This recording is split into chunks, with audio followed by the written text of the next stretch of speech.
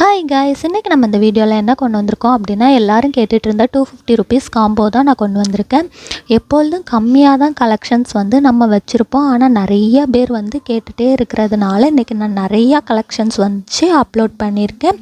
And இதில் நீங்கள் any 5 colours choose பண்ணிக்கணும். ஒரு கலர் 2 பிரேஸ்லெட் மேக் பண்ணுற மாதிரி வரும். 5 கலர்ஸ் யூஸ் பண்ணி 10 பிரேஸ்லெட்ஸ் மேக் பண்ணிக்கலாம்.